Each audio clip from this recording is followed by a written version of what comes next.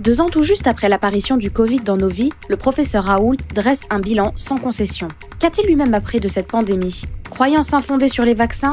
Variants plus ou moins létaux ? Restrictions sanitaires et espoir de sortie de crise ? Celui qui a été adulé puis enfoncé en l'espace de quelques mois n'élude aucun sujet. Plus que jamais sans filtre, le directeur de l'IHU Marseille contre-attaque.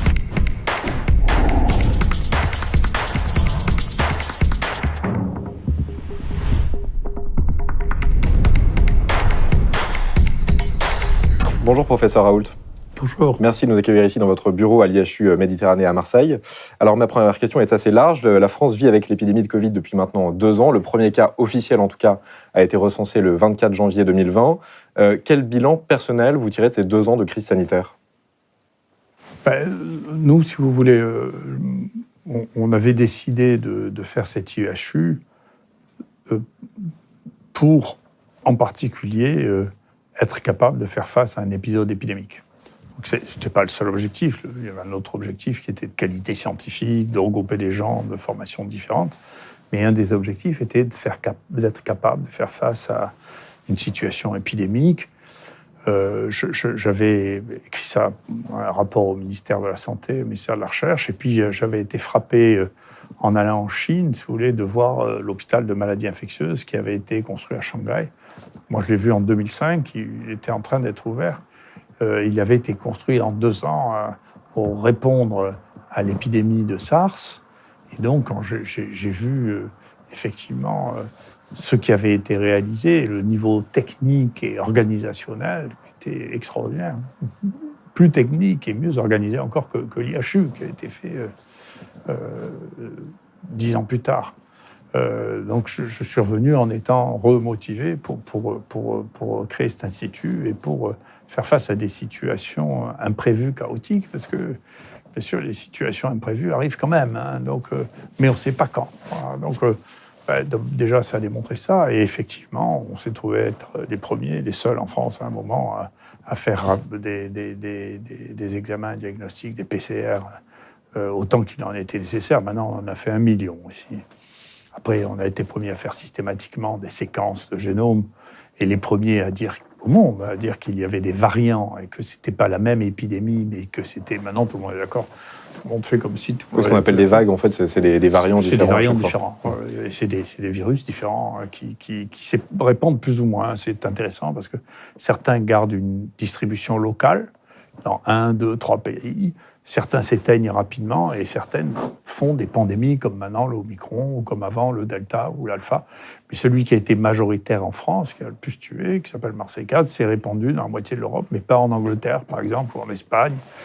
Et donc c'est les maladies infectieuses. Alors ça nous a donné, grâce à ça, une connaissance sur les cycles épidémiques qu'on ne pouvait pas avoir parce qu'on n'avait jamais eu autant de données. Donc là, on a 50 000 génomes qu'on a analysés. On voit exactement ce qui se passe. On voit la durée de vie de chacune de ces épidémies à une durée de vie qui est en moyenne de 3 mois. Et on le voit très bien si on regarde dans le monde, les cycles, c'est des cycles de 3 mois en réalité qui sont la durée de vie d'un nouveau clone qui se développe et qui mute tout le temps. Et quand il y a eu trop de mutations, 8-9 mutations dans un clone, il disparaît, il disperse, il disparaît, puis il est remplacé ou non. Et tout de suite ou non, parce que parfois il y a des décalages de 2 mois avant qu'un nouveau clone apparaisse.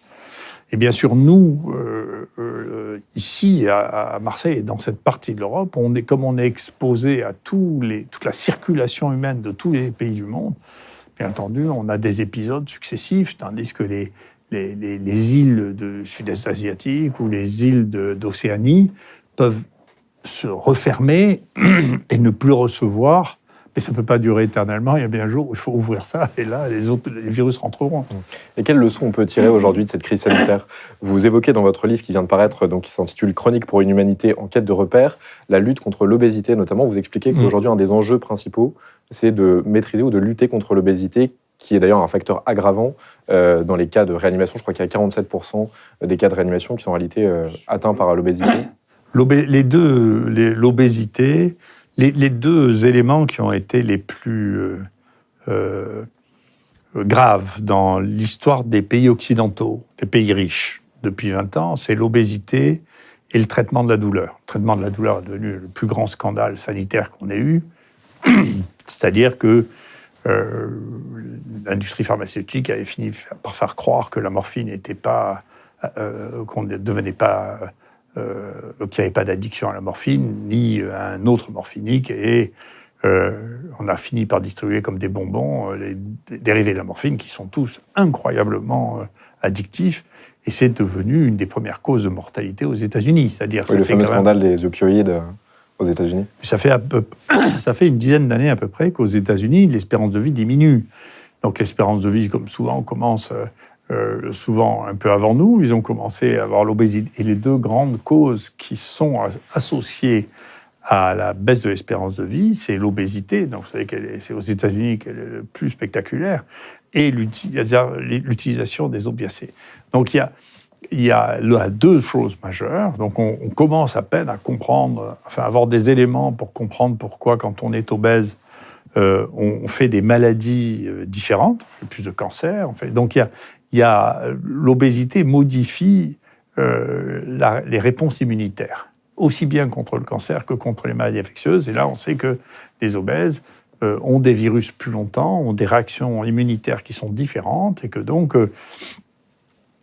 il est vraisemblable que la meilleure prévention des formes graves de Covid, c'est la lutte contre l'obésité. Je pèse mes mots, c'est probablement encore plus important que les vaccinations Covid que l'on a, dont on ne sait pas si elles marcheront sur le variant suivant.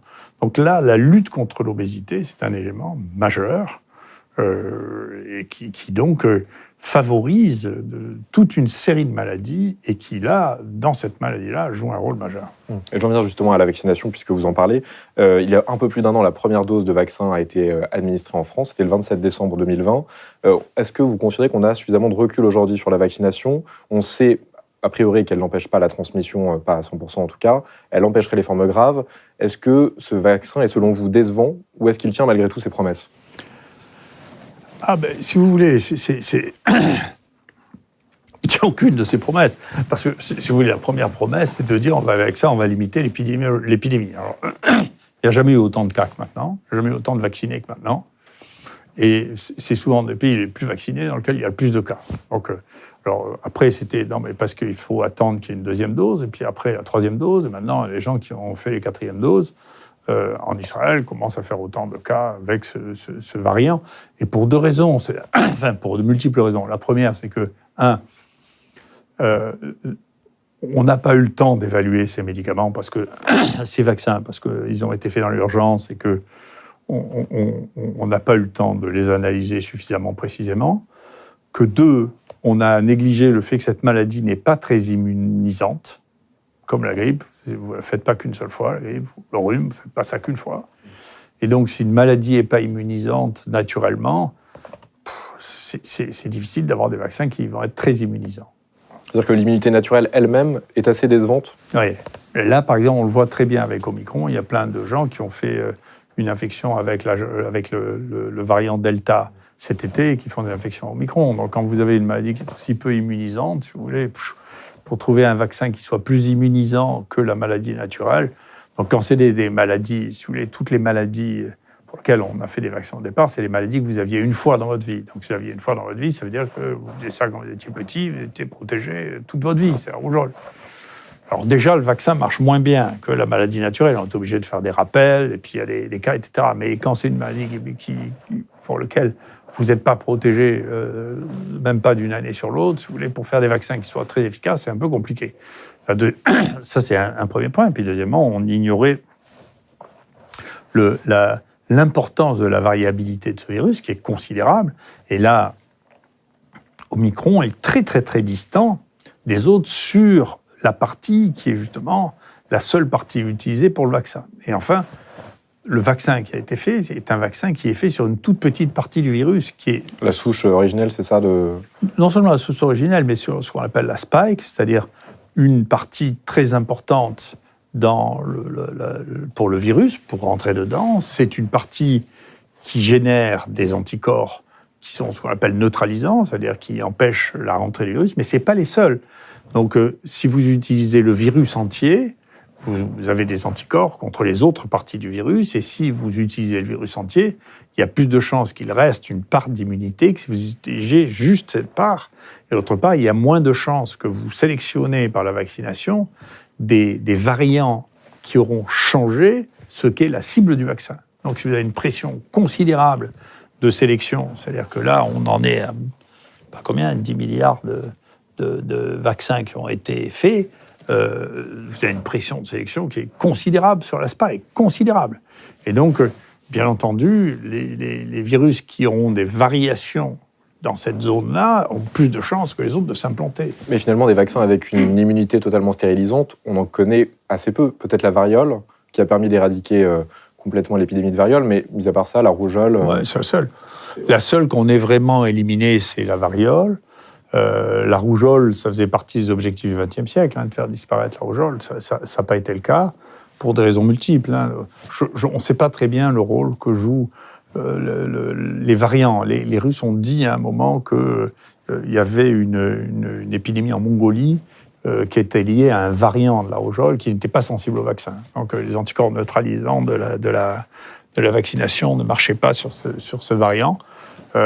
Mais ça n'a pas pris l'ampleur et le rebond que l'on a, parce que la rougeole est un virus extraordinairement adapté à l'homme depuis extrêmement longtemps, et que donc quand on ciblait la rougeole, en particulier si on prend le vaccin complet, le virus complet, il y a une cible qui n'est pas une cible mouvante, parce que c'est installé depuis longtemps.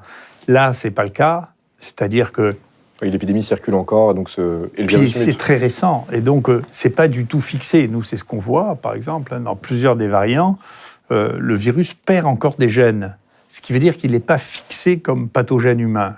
D'accord ? Et donc, c'est une des raisons pour lesquelles il fait des allers-retours, ce qu'on appelle une zoonose. Il fait des allers-retours avec les animaux.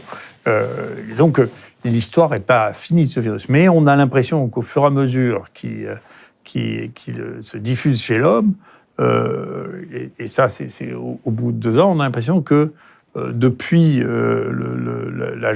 l'alpha, celui qui vient d'Angleterre, les formes sont de moins en moins graves. C'est-à-dire que celui d'Angleterre était moins grave que ceux qu'on avait eus en 2020, et puis celui qui venait d'Inde, le Delta, était moins grave, et puis le Omicron est encore moins grave. Donc au fur et à mesure, on voit diminuer la gravité.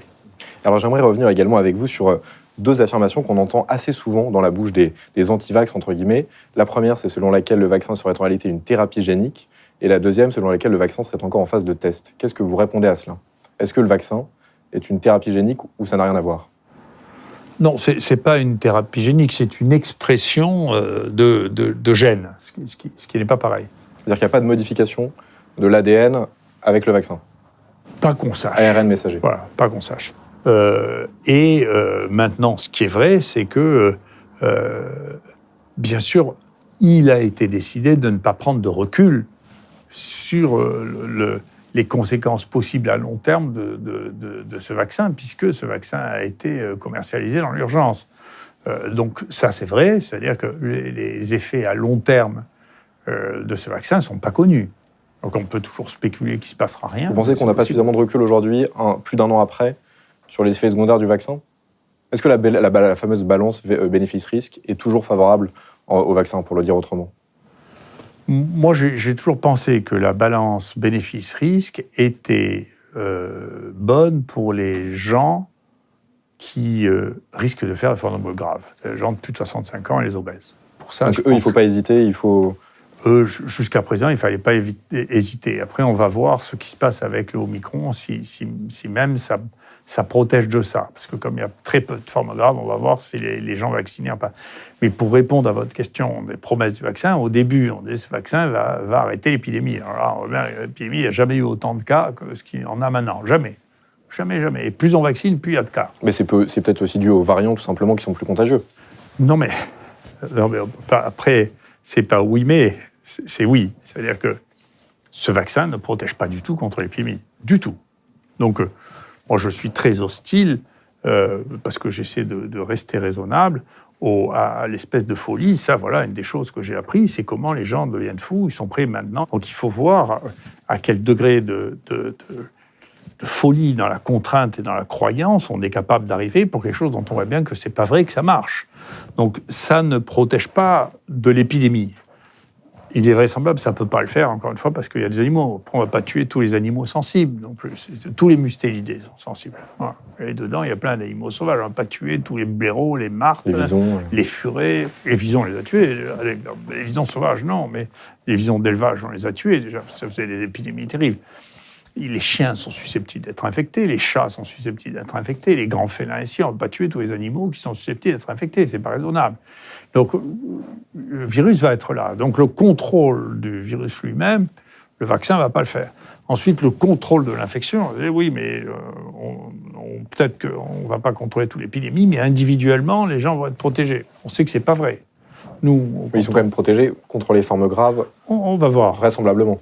On va voir. Donc nous, on voit, ici, il y a à peu près 800 personnes qui se présentent par jour. Le nombre de gens positifs chez les vaccinés et les non-vaccinés est le même, et le nombre de gens symptomatiques chez les vaccinés et les non-vaccinés est le même.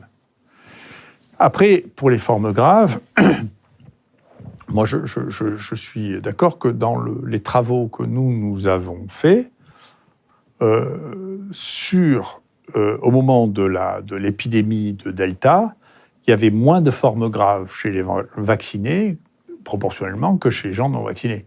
Il y en avait quand même, mais il y avait une diminution de, 40 à 50% de formes graves dans les réanimations, donc ça a un effet, mais qui est toujours sur la même population. C'est-à-dire que le bénéfice-risque, moi, je ne l'ai vu que sur les populations à risque, et puis je ne crois pas que qui que ce soit l'ait vu sur autre chose. Donc le bénéfice-risque, c'est sur les gens de plus de 65 ans et les obèses. Ça c'est vrai.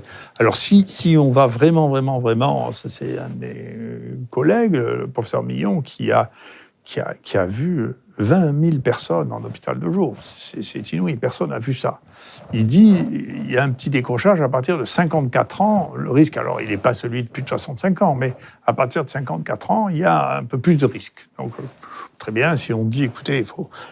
Mais ce qui est inquiétant, c'est que la proportion de gens qui ont plus de 65 ans ou qui sont obèses et qui ne sont pas vaccinés n'est pas négligeable. Or, c'est là-dessus qu'il faut se focaliser, c'est cela qu'il faut voir. Et moi, je regrette beaucoup qu'on ne soit pas plus appuyé sur les médecins praticiens, parce que c'est aux médecins praticiens de donner ce conseil individuellement aux gens qui sont vraiment la cible de ce vaccin. Donc, on a commencé par dire ce vaccin va protéger de l'épidémie, ça c'est pas vrai. Il va protéger de l'infection. Les premiers chiffres disaient il y a 95 à 99% d'efficacité. Enfin, personne ne croit ça, c'est pas vrai. D'accord ? C'est pas vrai, sinon on n'aurait pas de plus en plus de cas. C'est pas vrai. Mais les entrées à l'hôpital diminuent de plus en plus, malgré la hausse des contaminations. Alors il y a toujours un décalage, mais parce que Omicron est pas grave non plus chez les gens non vaccinés. Hein. C'est le virus qui fait ça. Le fait qu'il y ait des records de contamination aujourd'hui, vous dites que ça ne devrait pas forcément nous inquiéter en raison de la faible létalité du variant Omicron. Oui, c'est-à-dire qu'il n'est pas férocement, il est probablement moins létal que la grippe, si vous voulez, il se situe entre les rhinovirus et la grippe comme gravité. Mais ça veut dire que les promesses du vaccin au départ, alors elles évoluent au fur et à mesure, les promesses du vaccin. Alors les promesses du vaccin au début, c'était contrôler l'épidémie, ça marche pas. Ensuite, c'était contrôler l'infection, ça marche pas non plus. Ensuite, maintenant, on dit ça contrôle les formes graves. Oui, ça contrôle les formes graves chez les gens qui font les formes graves. Donc, c'est pas la peine de rendre fou tout le monde, en particulier ceux qui ne risquent pas de faire des formes graves. Donc, il faut être...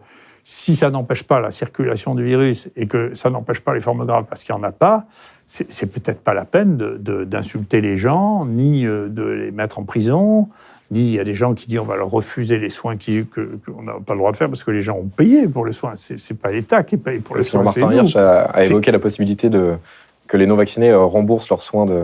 Enfin, c'est nous qui les avons payés, les soins, c'est pas lui. On a payé, c'est nous qui avons payé la sécurité sociale, c'est notre argent. La CNAM,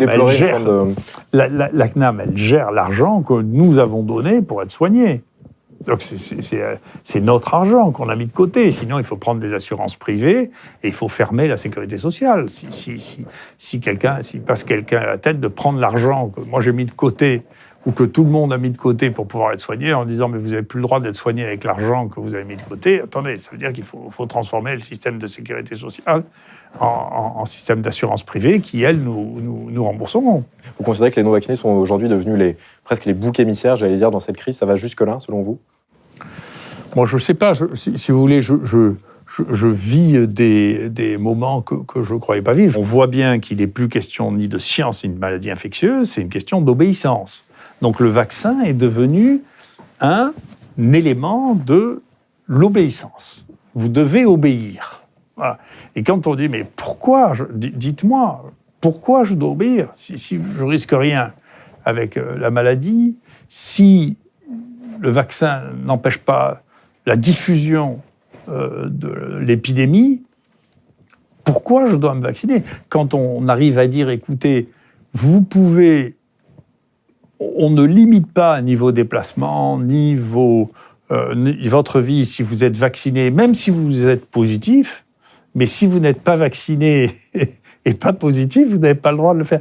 Quel est le sens en termes de maladies infectieuses? Je ne parle pas de politique. Je sais pas. Du point de vue sanitaire, vous voulez. Du point de vue sanitaire, du point de vue de la médecine et de la connaissance scientifique, quelqu'un qui n'est pas vacciné et qui est négatif, il ne présente pas le danger d'infecter qui que ce soit. Quelqu'un qui est vacciné et qui est positif, on voit bien que c'est extrêmement fréquent. C'est même particulièrement fréquent. Ça, c'est un moment, j'espère qu'on en aura la révélation dans quelques années, parce que je suis à peu près certain que les gens qui faisaient du vaccin le savaient. Il y a énormément de cas qui surviennent dans les 15 jours après la vaccination. Énormément. Et maintenant, tout le monde le sait. En particulier, on le voit après la 3e vaccination, c'est extrêmement commun. Et donc, j'ai des idées scientifiques. On est en train de travailler pour comprendre comment on peut faire des infections aussi précoces après la vaccination. Mais ça, à partir du moment où les vaccins ont été mis en place, tout le monde a dit « vous ne devez pas tenir compte de ces 15 jours-là ». Alors, si vous regardez les cas, la plus grande partie, 30% des cas, se passent justement dans les 3 premières semaines après la vaccination. C'est lié aux anticorps facilitants, c'est ça que vous expliquez? Enfin, c'est une hypothèse, j'imagine. Mais... On sait que les anticorps facilitants existent depuis le premier SARS, qu'on appelle les anticorps opsonisants. Et qui est apparu avec le vaccin contre la dengue aussi, c'est ça? Alors, il y a des anticorps facilitants dans la dengue. Là, on est en train de voir que nous, on avait vu ça, mais je regrette de ne pas avoir cliqué, qu'il y a probablement des anticorps.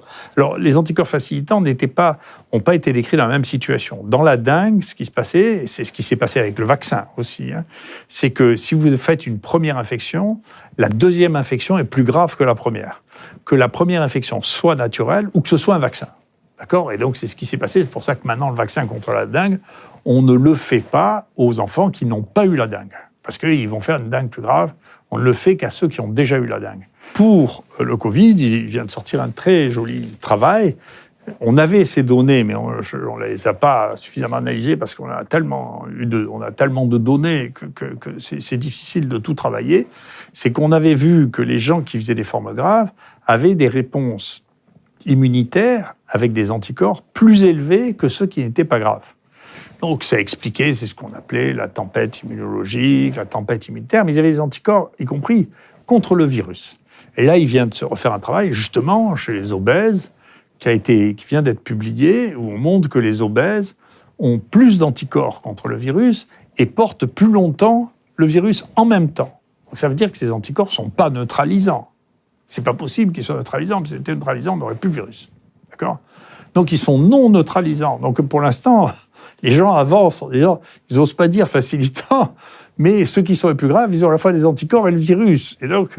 mais à l'heure actuelle, j'imagine que c'est trop tôt pour le dire, ça reste hypothétique, c'est une hypothèse de travail ou on a déjà des éléments qui nous permettent de l'affirmer? C'est compliqué d'affirmer ça parce qu'il faut montrer, il faut trouver un modèle. Chez les humains, c'est assez cohérent de voir que il y a des gens qui ont des anticorps, qui sont vaccinés ou qui ont été malades et qui font une infection malgré ça. Donc, il y a bien quelque chose, c'est que les anticorps ne marchent pas. Alors, parfois, c'est peut-être parce que c'est un variant, parfois, c'est peut-être parce que les anticorps sont dirigés contre une zone qui est plus facilitante que grave. Donc, c'est une vraie question. Après, de démontrer ça, écoutez, on essaie de le faire nous, et puis il y a sûrement d'autres qui essaient de le faire, de savoir quel mécanisme qui permet de faire ça. C'est complexe, on travaille dessus, et puis, mais pour l'instant, les choses ne commencent pas par l'explication, elles commencent par l'observation. Donc si on met l'explication avant l'observation, ce qui arrive chez un certain nombre de scientifiques, eh bien entendu, on peut dire n'importe quoi. Et j'aimerais aborder également avec vous la question des nouveaux vaccins. La Haute Autorité de Santé vient d'approuver le vaccin Novavax, qui utilise une technique dite sous-unitaire, donc plus classique, à base de protéines déclenchant une réponse sans virus. Quel regard vous portez sur ces nouveaux vaccins ? Si vous voulez, moi, au départ, je l'ai dit, je répète, moi, je pensais que le virus le plus raisonnable, c'était de faire le vaccin le plus raisonnable, c'est de faire les vaccins qu'on a l'habitude de faire contre la grippe, c'est-à-dire c'est du virus inactivé, c'est ce qu'ont fait les Chinois. Bon, moi, c'est ce que j'avais suggéré qu'on fasse en France, et j'ai suggéré au plus haut niveau que Sanofi se mette à faire ça, en plus parce que Sanofi a de très bons adjuvants, et donc ça devrait marcher au moins aussi bien que la grippe. Donc ça, je pense que c'est raisonnable, parce qu'il y a tout le virus, et donc il peut y avoir une réponse immunitaire contre tous les éléments du virus, et pas seulement contre une partie. Et donc si cette partie change, il restera quelque chose. Ça, je trouve que c'est raisonnable. Après, de faire des protéines, bon, on sait bien quels sont les risques d'effet. Il peut toujours y avoir des choses qui sont imprévues. À chaque fois qu'on fait quelque chose de nouveau, il peut se passer quelque chose d'imprévu. C'est comme ça, c'est la nature. Mais c'est vrai que d'utiliser des protéines, c'est fait ça depuis extrêmement longtemps. Et puis, depuis le début du XXe siècle, on injecte des protéines pour faire du vaccin. Bon, c'est connu et ça représente pas il n'y a pas d'inconnu réel. Après, les vaccins ADN et les vaccins ARN comportent une part d'inconnu.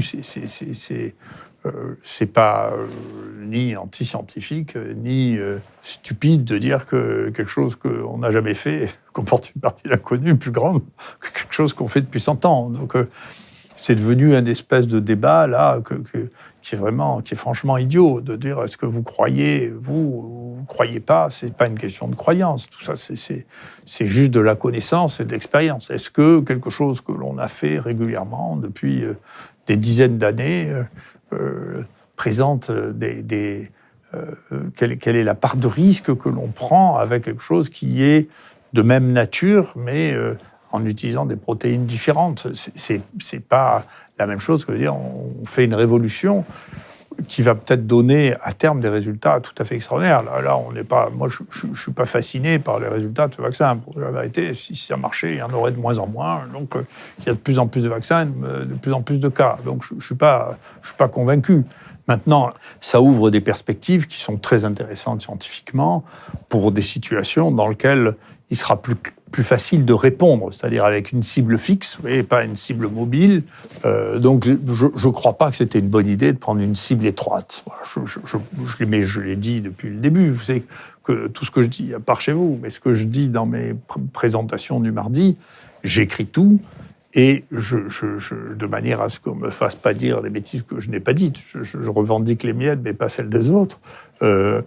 Je le publie, donc je vais publier le premier tome, je vais publier le deuxième tome avec tout ce que j'ai dit en 2021, et ça s'appelle verbatim, c'est-à-dire mot pour mot ce que j'aurais dit.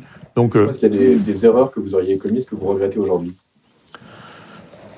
Il n'y a pas d'erreur que j'ai commise que je regrette aujourd'hui. Si vous voulez, la plupart des choses que j'ai dites sont soit basées sur des choses que j'observe, et j'ai eu des possibilités d'observation qui sont supérieures à n'importe qui au monde. Quand je vous dis on a fait 1 million de tests, je peux vous dire que je sais de quoi je parle, d'accord ? Quand je vous dis on a traité 40 000 personnes, ici je sais de quoi je parle, hein, donc on ne peut pas me raconter de Freuden. Quand je vous explique que j'ai la première salle de gestion des patients qui avaient un sida à Marseille, c'est moi qui l'ai géré, que j'ai exploré une épidémie inconnue en Russie en 1988, je peux vous dire que les épidémies, je connais, j'en ai vu quelques-unes. Hein. Donc, quand je parle de choses, je parle de connaissances, j'observe les choses, j'ai les moyens. Donc c'était très étonnant d'entendre les gens parler d'avoir une opinion sur les variants, les mutants, sans jamais avoir analysé un génome de leur vie. Moi, mon premier génome, ça date de l'année 2000, vous voyez. Est-ce que vous n'avez pas le sentiment aujourd'hui d'une forme de radicalisation des deux camps qui s'affrontent, c'est-à-dire d'un côté les scientifiques plutôt alarmistes, enfermistes, et de l'autre côté ce qu'on peut appeler des conspirationnistes qui élaborent des théories plus farfelues? Est-ce que ce n'est pas la science qui pâtit de cet affrontement justement entre ces deux camps très antagonistes? Vous savez, non, je crois qu'il y a une leçon qui va être dure à accepter, si vous voulez. C'est que les gens qui ne pratiquent pas la science, et un certain nombre de ceux qui croient pratiquer de la science, mais qui ne font pas de science en réalité, la science est pleine de doutes, la science est pleine de contradictions, les faits scientifiques se sédimentent au fur et à mesure du temps, et parfois les plus belles découvertes se révèlent être fausses 20, 50, 100 ans, 200 ans après. Voilà. Les lois de la gravité, ben voilà, au bout d'un moment, c'est dépassé. Einstein, à un moment, c'est dépassé. Voilà. C'est comme ça, c'est la vie. Et donc, on a besoin de transformer la science en quelque chose qui est exact, qui n'est pas contestable et qui ne fait pas... Et c'est faux. C'est-à-dire que la science ne progresse que dans la confrontation des idées, dans la confrontation des données, mais entre scientifiques, pas entre vulgarisateurs et scientifiques. Et donc, moi, c'est une des raisons pour lesquelles je ne veux pas débattre avec des gens qui n'ont pas une science qui soit proche de mon niveau, parce que ça ne m'intéresse pas. Si vous voulez, je veux bien leur expliquer ce que je sais, mais je ne veux pas qu'eux m'expliquent ce qu'ils ne savent pas, parce que je m'en fiche. Vous voyez ? Donc, il y a une grande différence. Pour vous, c'est comme si moi, je vous dis, ben, tous les journalistes sont comme ça. Vous allez me dire, mais attendez, non, les journalistes, il y en a qui sont comme ça, il y en a qui sont comme ça. Les écrivains, les philosophes, les peintres, les poètes, attendez, mais il y a une diversité considérable. Chez les scientifiques, c'est pareil. Donc, il y a des scientifiques qui sont des scientifiques empiristes, il y a des scientifiques qui sont des scientifiques qui font des hypothèses, il y a des scientifiques qui n'ont rien à voir du tout avec ce dont on parle là maintenant. Et donc, l'idée de dire « mais pourquoi vous, les scientifiques, vous n'êtes pas d'accord ?» ça crée une angoisse, je comprends, chez les gens qui voudraient dire « voilà, on voudrait bien… » Mais ça, c'est essayer de transformer la science en religion. Vous voyez, un des plus grands épistémologistes, c'est-à-dire d'historiens des sciences du XXe siècle, s'appelait Karl Popper. Et Karl Popper disait « si on ne peut pas démontrer que votre théorie est fausse, c'est que ça n'est plus une théorie scientifique, oui, c'est une religion. » Et donc, si vous ne pouvez pas imaginer, vous voyez, je pense qu'on est en plein dedans dans le vaccin, c'est pour ça que j'ai dit c'est une religion. Si, en regardant les chiffres, là, vous croyez toujours la même chose, alors que vous les avez en face, c'est qu'il n'y a plus rien qui peut vous convaincre que c'est pas vrai. C'est que vous y croyez comme à une religion.